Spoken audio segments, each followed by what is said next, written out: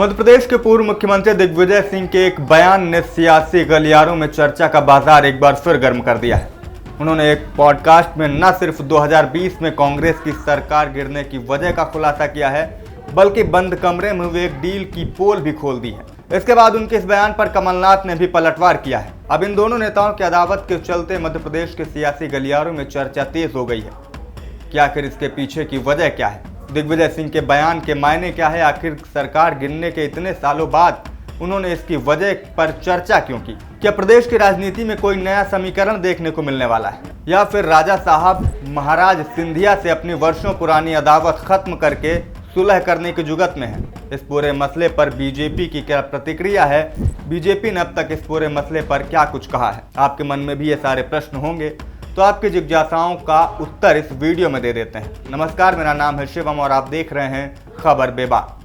2018 में 15 सालों बाद कांग्रेस की सत्ता में वापसी होती है मध्य प्रदेश में, लेकिन 15 साल बाद सत्ता का स्वाद चखने वाली कांग्रेस की ये सरकार 15 महीने भी नहीं चल पाती है। सिंधिया 2020 में अपने 22 विधायकों के साथ बीजेपी का दामन थाम लेते हैं और इसके बाद वैसाखियों पर टिकी कांग्रेस सरकार अल्पमत में आ जाती है और कांग्रेस के मुख्यमंत्री कमलनाथ को इस्तीफा देना पड़ता है। इसके बाद सरकार गिर जाती है और फिर दोबारा शिवराज सिंह सत्ता पर काबिज होते हैं और इसी पूरे मामले को लेकर दिग्विजय सिंह ने एक बड़ा बयान दे दिया है। एक मीडिया हाउस को दिए इंटरव्यू में उन्होंने 2020 में सरकार गिरने की एक वजह बताई है। उनका कहना है कि सरकार गिरने की वजह वो नहीं, बल्कि कमलनाथ और ज्योतिरादित्य सिंधिया के बीच अदावत थी। उनका कहना है कि कुछ मसले थे जिन पर कमलनाथ राजी नहीं हुए और जिनके चलते कांग्रेस विधायकों को तोड़कर सिंधिया ने सरकार गिरा दी। दिग्विजय सिंह ने सरकार गिरने की जो वजह बताई है उसका इल्म शायद आला कमान को भी नहीं रहा होगा। उन्होंने कहा है कि ग्वालियर चंबल के मसले को लेकर दोनों नेताओं के बीच कुछ तल्खी थी। जब उनसे पूछा गया कि सरकार गिरने के जिम्मेदार होने के आरोप आप पर हमेशा लगते हैं, इस पर उन्होंने कहा कि आपके पास गलत जानकारी है। मैंने तो सरकार को बचाने की कोशिश की, यहाँ तक कि मैंने वार्न भी किया था कि ऐसी घटना घटित हो सकती है और इसे रोकने के लिए पूरे प्रयास भी किए थे। उन्होंने कहा कि इसके लिए मैंने एक बड़े उद्योगपति जो कमलनाथ और ज्योतिरादित्य सिंधिया दोनों के करीबी हैं उनके पास जाकर बातचीत भी की थी और उनसे कहा था कि इस मामले को सुलझाएं, नहीं तो हमारी सरकार गिर सकती है। इसके बाद उन्होंने बताया कि मेरे इस आह्वान पर उन्होंने एक मीटिंग का भी अरेंजमेंट किया। उस बिजनेसमैन के घर में डिनर पर मीटिंग हुई। उस मीटिंग में दिग्विजय सिंह ने बताया कि मैं खुद, कमलनाथ और ज्योतिरादित्य सिंधिया शामिल हुए थे। यहाँ पर ग्वालियर चंबल के मसलों को लेकर मीटिंग हुई और तय किया गया कि ग्वालियर चंबल के मसलों पर हमारी सहमति से ही कोई काम किया जाएगा। इस पर कमलनाथ भी राजी हुए, जिसके बाद मैंने और ज्योतिरादित्य सिंधिया ने एक विश लिस्ट बनाई और उस पर हस्ताक्षर करके कमलनाथ को सौंप दिया, लेकिन कमलनाथ ने उसे नज़रअंदाज कर दिया और इसके बाद ज्योतिरादित्य सिंधिया ने 22 विधायकों के साथ बगावत कर दी और सरकार गिर गई। उन्होंने ये सफाई भी दी है कि उनकी वजह से सरकार नहीं गिरी, बल्कि उन्होंने इसे बचाने की पूरी कोशिश की थी और उन्हें अफसोस है कि वो अपनी कोशिश में सफल नहीं हुए। अब उनके इस बयान के कई बड़े सियासी मायने निकाले जा रहे हैं।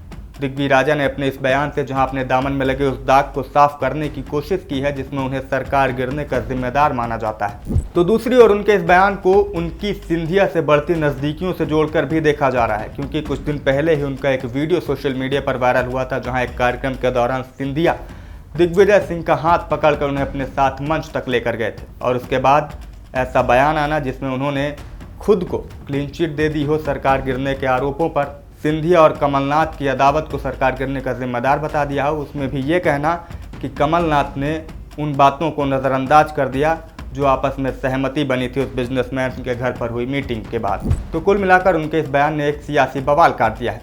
उनके इस बयान पर कमलनाथ ने भी तीखा पलटवार किया है। सोशल मीडिया प्लेटफॉर्म एक्स पर पोस्ट करते हुए कमलनाथ ने लिखा, मध्य प्रदेश में 2020 में मेरे नेतृत्व वाली कांग्रेस सरकार गिरने को लेकर हाल ही में कुछ बयानबाजी की गई है। मैं सिर्फ इतना कहना चाहता हूं कि पुरानी बातें उखाड़ने से कोई फायदा नहीं, लेकिन यह सच है कि व्यक्तिगत महत्वाकांक्षा के अलावा श्री ज्योतिरादित्य सिंधिया को यह लगता था कि सरकार श्री दिग्विजय सिंह चला रहे हैं और इसी नाराजगी में उन्होंने कांग्रेस के विधायकों को तोड़ा और हमारी सरकार गिराई। तो इन दोनों दिग्गजों की तल्खी की बीजेपी ने भी चुटकी ली है और इन दोनों नेताओं के साथ ही पूरी कांग्रेस पार्टी को घेर लिया है। बीजेपी विधायक रामेश्वर शर्मा ने कहा कि अब पछताए होत का जब चिड़िया चुग गई खेत।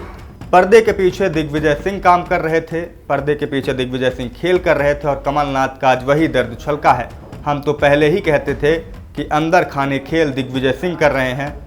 उमंग सिंघार ने भी, जो पूर्व में वन मंत्री थे, उन्होंने भी यही कहा था कि दिग्विजय सिंह सरकार चला रहे हैं और अब खुलकर ये मामला सामने आ गया है। तो वहीं इस पूरे मामले पर जब पीसीसी चीफ जीतू पटवारी से बात की गई तो वो इस पूरे मसले से खुद को किनारे करते नजर आए। उन्होंने कहा है कि मेरी कोशिश ये है कि आगे मध्य प्रदेश में कांग्रेस की सरकार कैसे बने, मैं पीछे की किसी बात पर कोई बात नहीं कहना चाहूँगा।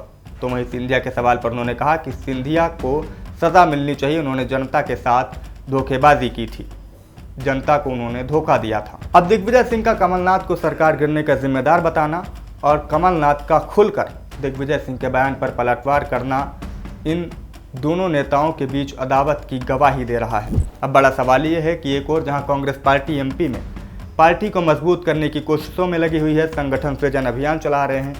हाल ही में जिलाध्यक्षों की नियुक्ति भी की गई ताकि इस संगठन को एक धार दी जा सके। ऐसे में अगर दो ऐसे दिग्गज नेताओं के बीच अदावत होती है तो कहीं ना कहीं ये पार्टी के लिए गंभीर चिंता का विषय है। दोनों नेताओं की अदावत के बारे में बात अब दिल्ली तक भी पहुंच चुकी है। देखना ये होगा कि अब पार्टी आलाकमान इसे टैकल कैसे करता है। तो कुल मिलाकर यही पूरी वो बात थी जो इस समय सुर्खियों में है। दिग्विजय सिंह का बयान, उनके बयान पर कमलनाथ का पलटवार और इन दोनों के अदावत के बीच बीजेपी की चुटकी। फिलहाल इस पूरे मसले पर आप क्या कहेंगे, आप कैसे देखते हैं इस पूरे मामले को, कमेंट करके हमें ज़रूर बताएं। और अगर वीडियो पसंद आए तो इसे लाइक और शेयर करना ना भूलें।